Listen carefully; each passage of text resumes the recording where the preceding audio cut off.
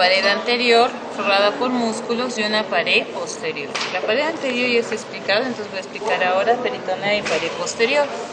Entonces agarramos y abrimos las incisiones que hemos hecho y vemos que por dentro hay una membrana que es el peritoneo parietal. ¿Sí? ¿Claro? Ya. Si está el peritoneo parietal, entonces es una membranita que se encarga de recubrir la cavidad abdominal.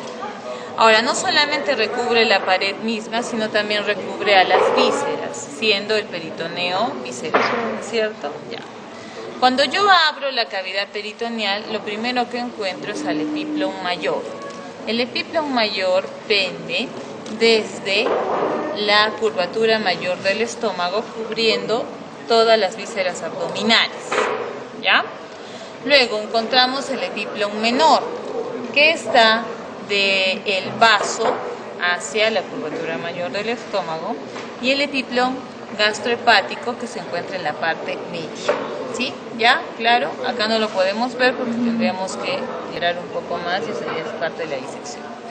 Luego, abrimos esto, levantamos y encontramos que el epíplon mayor está adherido también al colon transverso, formando por dentro una cavidad, que es la transcavidad de los epiplones, que el día de hoy se tiene que disecar. La transcavidad de los epiplones es una transcavidad que te permite ubicar y ver al páncreas, que es una víscera retroperitoneal muy importante. Luego, ¿qué más tengo que ubicar acá? Que el intestino grueso forma un cuadrante, ¿sí? Ya. Entonces, ¿desde dónde? Desde el colon ascendente, que es este, ¿no es cierto? Luego el colon transverso y el colon descendente. Luego del colon descendente encontramos por aquí al sigmoides y luego al recto. ¿Sí? ¿Claro? Claro. Ahora, luego encontramos en medio de ese cuadrante formado por el colon al yeyuno y al ilion, ¿no es cierto?, que forman el intestino delgado junto con el duodeno. El que no vemos aquí es el duodeno, porque el duodeno se encuentra en una posición retroperitoneal alrededor del páncreas.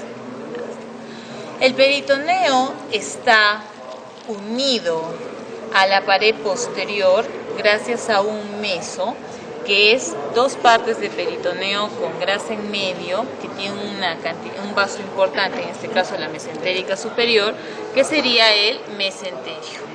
¿Sí? ¿De acuerdo? Ya. Entonces, si yo ubico el mesenterio, ubico las paredes, ubico el colon, ubico el hígado por arriba, el vaso por el otro lado, yo puedo empezar a ver los espacios en peritoneo. ¿Ya? Listo. Entonces, primero ubicamos los espacios que tenemos aquí. En primer lugar, ya hemos definido al colon. El espacio que hay entre el colon y la pared lateral es el espacio parietocólico. Si es el colon ascendente, entonces es el espacio parietocólico derecho. Si es el colon descendente, es el espacio parietocólico izquierdo, ¿no es cierto? Luego, si yo veo por acá, abajo, un espacio en donde está la pelvis, ese es el fondo de saco de Douglas. ¿Sí? ¿Claro? Claro.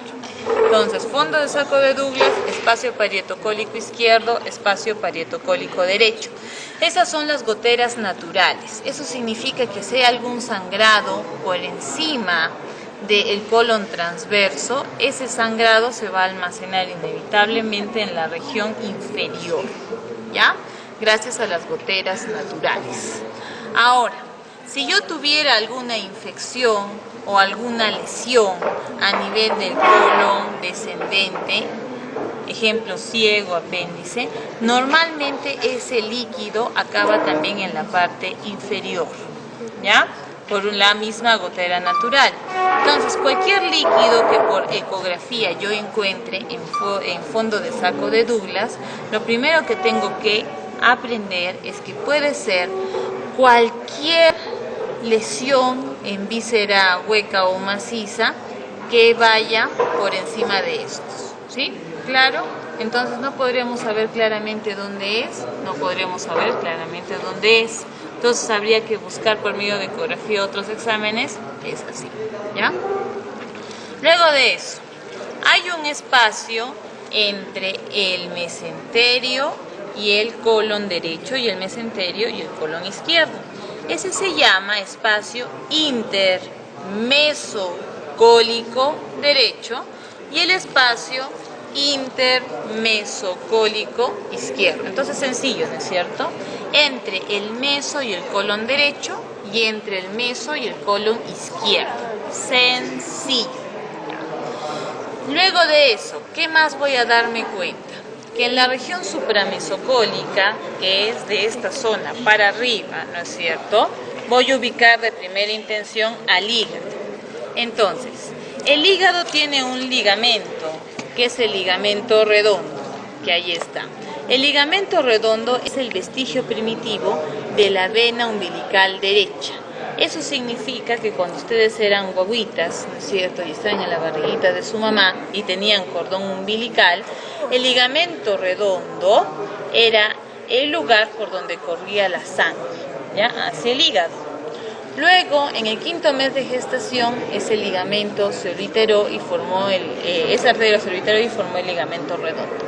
Ahora, este ligamento se continúa con el ligamento falciforme y se divide al espacio suprahepático en dos. Todo lo que es suprahepático está encima del hígado. Entonces, el espacio suprahepático derecho, que es el más profundo por aquí, y el espacio suprahepático izquierdo, que es el más profundo por el otro lado. ¿Sí? ¿Ya? ¿Claro? Claro. Ahora, si nosotros vemos el espacio suprahepático izquierdo, también podemos darnos cuenta que en ese espacio suprahepático izquierdo hay una porción de ese espacio en el que está el vaso. ¿Ya? ¿Clarísimo? Clarísimo. Entonces, el espacio suprahepático izquierdo es gigante y el espacio suprahepático derecho es un poco más corto. ¿Ya? Y están divididos ¿por quién? Por el ligamento falciforme. Cuando yo tengo la ruptura de una víscera, la víscera también tiene, además de líquido, ¿qué cosa? Tiene gas. Entonces, por ende, ¿el gas dónde va a ir? Hacia arriba, ¿no es cierto? ¿Y el líquido dónde va a ir por las goteras naturales? Hacia abajo. Entonces, si yo tengo algún apuñalado, ¿no es cierto?, y quiero saber si es que ha tocado vísceras o no la lesión por arma blanca, ¿qué tengo que hacer? Tomarle una radiografía a mi paciente de pie. ¿Pero por qué le voy a tomar una radiografía a mi paciente de pie? Porque si hay líquido si hay aire en la cavidad, ¿qué voy a ver? Voy a ver un espacio vacío en el espacio suprahepático derecho y el espacio suprahepático izquierdo. Fácil. Es el signo de la cúpula. ¿Ya? ¿Sí? ¿Claro? ¿Y en qué se basa ese diagnóstico? ¿En qué se basa ese signo? Una cosa bien sencilla, que el aire sube y líquido baja. Sencillo, muy sencillo. ¿Ya? Luego, ¿qué más vamos a ver acá con respecto a los espacios? Que la capacidad del peritoneo de absorber el agua y el aire es mucho mejor a medida de que esté en el tercio superior. Si va bajando hasta el tercio inferior es mucho menor. Por eso cuando hay sangrados o lesiones a nivel del tercio inferior, a veces podemos encontrar líquido mucho tiempo. Pero cuando se da arriba, normalmente se reabsorbe muy rápido. ¿Ya? ¿Clarísimo? Clarísimo entonces. Esa es la situación por la cual cuando hay una hemorragia interna debido a alguna úlcera y se da por encima del mesocolon transverso o por encima del colon transverso, a veces no encontramos sangre en cavidad a pesar de que vemos la úlcera perforada. ¿Pero por qué? Porque el peritoneo de aquí para arriba tiene una capacidad de absorción mucho mayor que el peritoneo que está de aquí para abajo. Entonces, ¿qué más vamos a encontrar? Que si yo estoy viendo una apendicitis, tengo más probabilidades en una peritonitis de encontrar líquido abajo. ¿Pero por qué?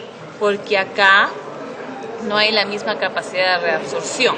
Hay una parte en la medicina en la que se usa muchísimo esa capacidad de absorción o no, que es la diálisis peritoneal. Cuando a ti te hacen diálisis peritoneal, te colocan 2 catéteres en la fosa ilíaca derecha. ¿Para qué? Para que se inunde tu peritoneo en esta zona, ¿ya? Entonces, al inundarse su peritoneo con un líquido hiperosmótico o hiposmótico, va a jalar va a jalar la concentración mayor. Entonces, si tú no tienes riñones, tus toxinas van a estar en tu sangre, ¿cierto? Ya. Entonces, si tú le metes acá un líquido, cuando salga va a salir con tus toxinas y vas a limpiar tu organismo, ¿sí? Eso se llama diálisis, ¿sí? Pero ¿qué pasa si es que ese líquido podría absorberse muy rápido? ¿Qué tendrías si no tienes riñones? Una sobrecarga de volumen, ¿no es cierto? Entonces, ¿de qué lo matas a tu paciente? Lo matas de una congestión pulmonar, ¿ya? Entonces, para no matarlo de congestión pulmonar, normalmente lo que se usa es la diálisis hasta esta zona. ¿Por qué? Porque este peritoneo no tiene la misma capacidad de reabsorción que este, ¿ya? Claro. Entonces, a los pacientes que se les hace diálisis peritoneal, se les dice que no se queden echados, sino que se queden paraditos o caminando. ¿Para qué? Para que solamente el agua por declive se quede en esta zona y no suba acá. ¿Sí? ¿Claro? Claro, entonces. Luego, ¿qué más vamos a ver acá? Que encontramos en esta zona del hipogastrio la zona posterior a la pared abdominal. En esta zona vamos a encontrar los vestigios más importantes de la vida embrionaria.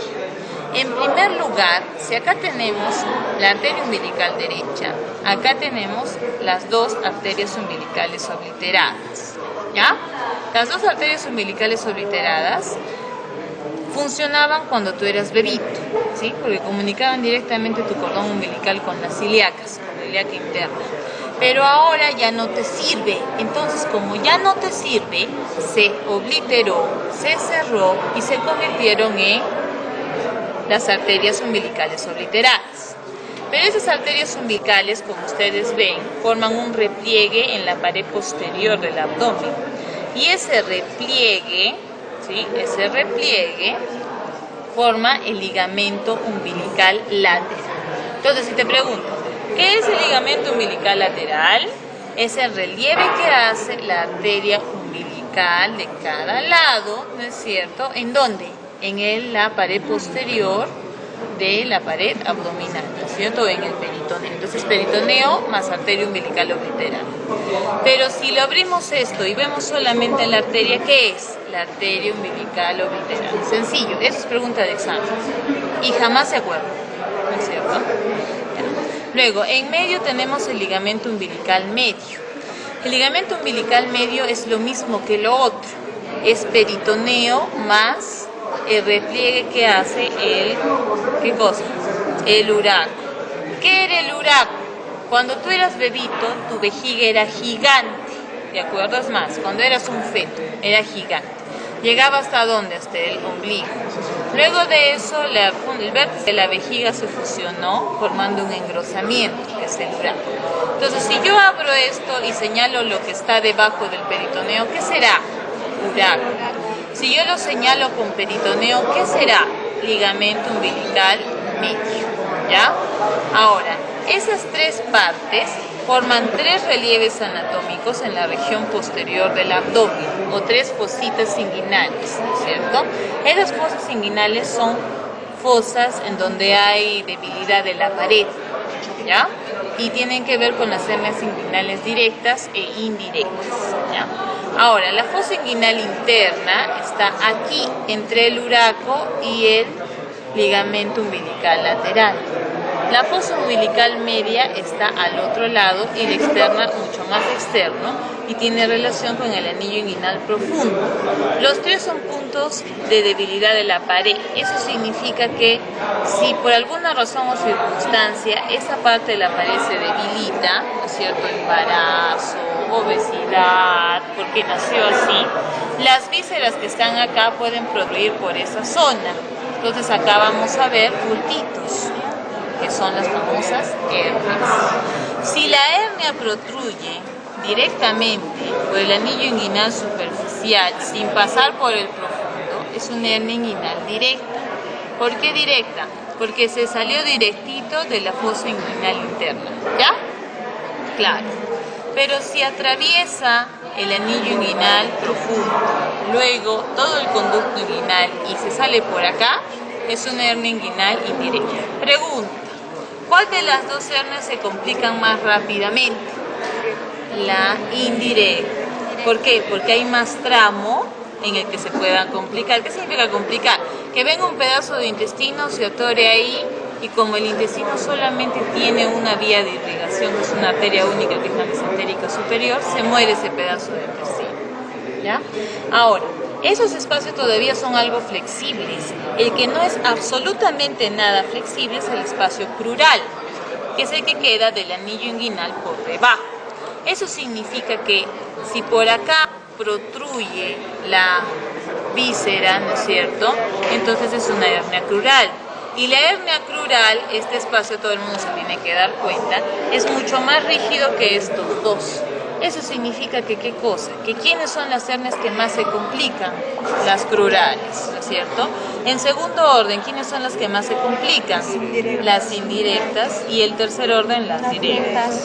Ahora, si eres hombre y tienes permeable, gracias al cordón espermático, el anillo inguinal superficial y el profundo, ¿qué hernias vas a tener en más promedio? Las indirectas, ¿no es cierto? Las inguinales indirectas. Pero si eres mujer, ¿lo tendrías permeable? No. Por eso las hernias inguinales indirectas son menos comunes en mujeres. Pero eso no significa de que no pase. ¿Por qué? Porque las mujeres tenemos el embarazo. Y el embarazo es un estado fisiológico en el que la pared abdominal se estira. ¿Ya? Clarísimo. Luego, las hernias crurales son iguales en hombres y mujeres, pero las mujeres tienen las caderas más amplias.